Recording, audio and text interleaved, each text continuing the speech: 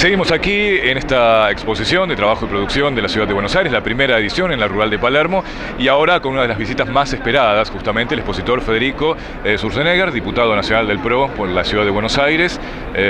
Bueno, ¿con qué expectativas? Bueno, muchas expectativas, muchísima gente en esta exposición, así que muy entusiasmado. Y bueno, hoy vamos a estar hablando un poquito sobre las perspectivas económicas de Argentina de acá a fin del mandato del gobierno actual, las perspectivas sobre el próximo gobierno, porque me parece que la gente lo que necesita es esa visión de largo plazo, a ver qué está pasando, y bueno, me parece que eso, esperemos que la gente se interese, creo que sí.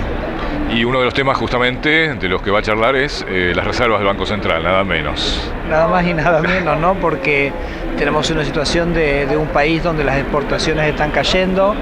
Tenemos un cepo cambiario, ¿no? Porque el gobierno ha elegido resolver el tema con un cepo, y el problema es que el cepo te genera un cierto círculo vicioso sobre la producción, porque no hay exportaciones, cada vez hay menos, las exportaciones están cayendo, tiene que restringirse cada vez más las importaciones.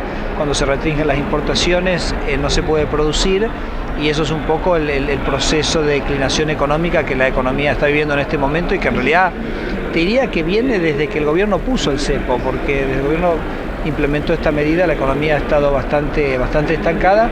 Bueno, y en un contexto donde por ahí el tema de la resolución del problema de la deuda era el mecanismo que el gobierno había encontrado para ver una salida. Por eso vos te acordás que este año se hizo en la primera mitad del año todo el tema de Repsol, el tema del Club de París, y que de repente, bueno, aparece o queda medio trunco con todo este tema de los buitres, que bueno, de alguna manera esa expectativa de mejora se posterga cuanto menos hasta la primera mitad del año que viene. Y que no se iba a pagar nada y se pagó todo. Bueno, claro, eso fue en el caso de Repsol, claramente, que decían que nos debía dinero y terminamos arreglando. Y en el caso del Club de París fue una negociación bastante insólita, porque no se negociaron ni los punitorios, o sea, tal era la desesperación que tenía el gobierno para arreglar, digamos, que estaba dispuesto a pagar cualquier cosa. De cualquier manera, creemos que ese era un diagnóstico correcto. Argentina necesita volver a integrarse al mundo. Vos tenés inversiones en energía para hacer que son imposibles de hacer si no tenés un financiamiento de afuera. Todos los países que han desarrollado sus recursos de energía en general lo han hecho. Acá lo importante no es si te endeudás o no, si lo haces bien, ¿no? Te endeudás para proyectos productivos que tienen capacidad de repago, bueno, ahí no tenés problema. Y ahora con el tema de los buitres, bueno, es como que esa estrategia queda trunca, yo creo, porque el gobierno, ante un contexto económico que no logra revertirlo, encuentra en esto una bandera como para decir, bueno, la verdad lo que me pasa es culpa de esto, cuando en realidad, bueno, como decíamos antes, esto es de factura interna, esto viene por un proceso de deterioro que lleva unos años. Y hablando de banderas, justamente, se me ocurre que una de las más importantes de su gestión, a través de la función pública, tiene que ver con el Banco Ciudad, sí.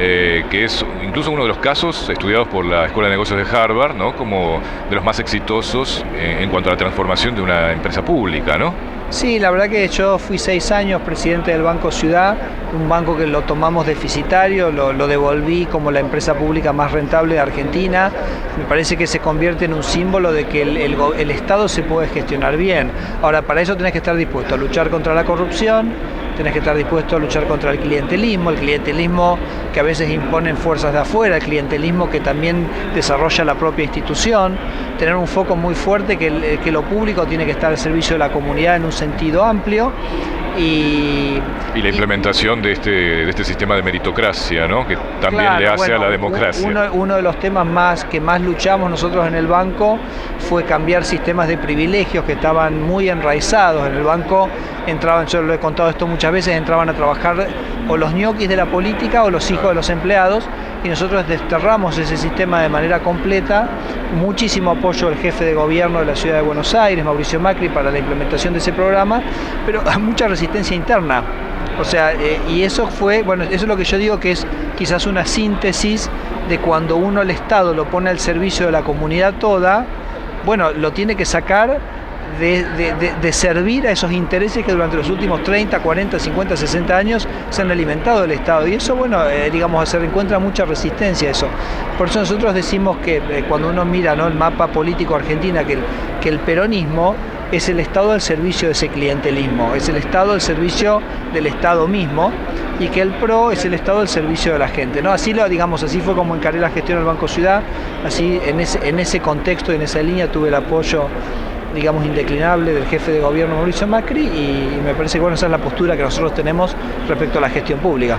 Schwarzenegger, en caso de que el PRO alcance el poder en el 2015, ¿hay una receta contra la inflación, que es lo que más preocupa hoy por hoy a la gente? Mira, la inflación es un resultado de la mala gestión. O sea, si vos tenés una cantidad de gastos, vos básicamente tenés que gastar en el Estado para hacer un montón de cosas. Muchas de esas cosas son muy importantes, hay que hacerlas y hay que hacerlas mejor. Ahora, si vos eso lo haces mal, o sea, dilapidás recursos, se te va en un pozo negro de la corrupción, por más que a la gente le cobres más y más impuestos, nunca te va a alcanzar. Entonces, yo creo que el kirchnerismo, que es el gobierno que más impuestos tiene en su historia, es también uno de los que ha sido más ineficaces a la hora de gestionar. Como no le alcanzan los impuestos, aunque te digo son los más altos, apela a otro mecanismo de financiación, que es la emisión monetaria. Y esa emisión monetaria, que es básicamente la impresión de pesos, lo que llamábamos la maquinita durante muchos años en Argentina, es lo que genera inflación. Es una manera que tiene el gobierno de apropiarse de más recursos de la gente, de sacarle plata, de meterle la mano en el bolsillo a la gente. Sí, además, hablando de impuestos, la política tributaria muchas veces es criticada por regresiva, ¿no? Sobre todo el tema ganancias para los asalariados, ¿no? Ni hablar la inflación, porque la inflación es el impuesto más recesivo de todos. Entonces acá lo que se necesita es, sin dramatismo, sin plantear nada, es empezar a gestionar un poco mejor, empezar a sacar toda esa corrupción, empezar a hacer que las cosas, que el sector público se oriente verdaderamente en un servicio a la comunidad, en cuyo caso la gente también va a pagar los impuestos, la verdad que más contenta, pero sobre todo dejar dilapidar. Y ahí ya me gusta siempre un ejemplo que yo menciono, siempre el mismo, pero que me parece que es muy interesante y como muy contundente. Nosotros, por ejemplo, en la ciudad de Buenos Aires hicimos un proyecto de transporte urbano que se llama el proyecto del Metrobús. El proyecto del Metrobús es un concepto muy sencillo, es básicamente entender que la mayoría de la gente viaja en colectivos, y entonces que lo importante es sacar al colectivo de la congestión. Entonces se le arman vías exclusivas para que el colectivo en la ciudad de Buenos Aires no va por la congestión, tiene, digamos, el desplazamiento libre. Entonces esa es la concepción. Bueno, nosotros hicimos una obra que fue muy emblemática, que fue el Metrobús de la 9 de julio. 200.000 personas ahorran 1 hora por día de transporte, aquellos que hacen ese tramo, y costó, el punto al que iba era costó lo que Aerolíneas pierde en 20 días. Es decir, que nosotros cada 20 días podríamos estar haciendo una obra en la ciudad de Buenos Aires, en el conurbano, en Córdoba, en el Gran Rosario, en Mendoza. Sí, lo que no significa que la solución sea nuevamente la privatización de Aerolíneas, ¿no? No, pero lo que digo es, acá los recursos públicos que hay que asignarlos.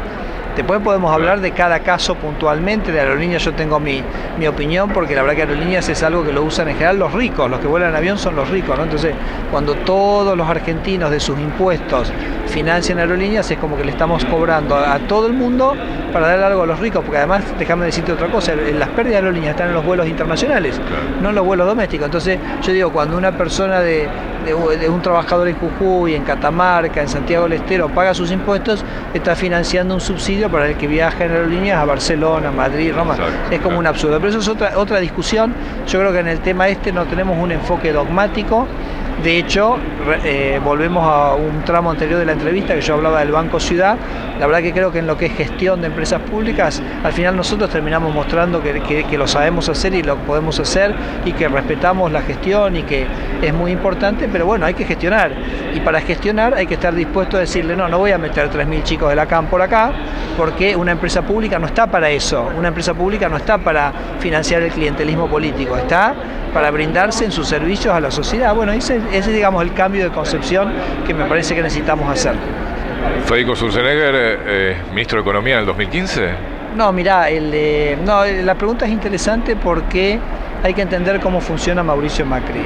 Y Mauricio Macri es un gran armador de equipos, donde hay muchas gentes, hay muchas piezas, hay muchas voces, donde las decisiones se toman en equipo. Me parece que esa es como la fortaleza, independientemente del lugar que ocupe cada uno, o que le toque ocupar, y que ya lo definirá Mauricio en su momento. Pero quizás lo que vale la pena resaltar es, bueno, él lo tenía en Boca, ¿no? Y Mauricio Macri es una persona que dice que él prefiere un 8 más o menos, pero que sabe jugar con el equipo, que una persona que se cree una estrella y que juega solo. O sea que la fuerza está en el equipo y me parece que esa es la construcción que hace Mauricio y casi te diría una de sus fortalezas más importantes. Muchas gracias. Gracias a vos.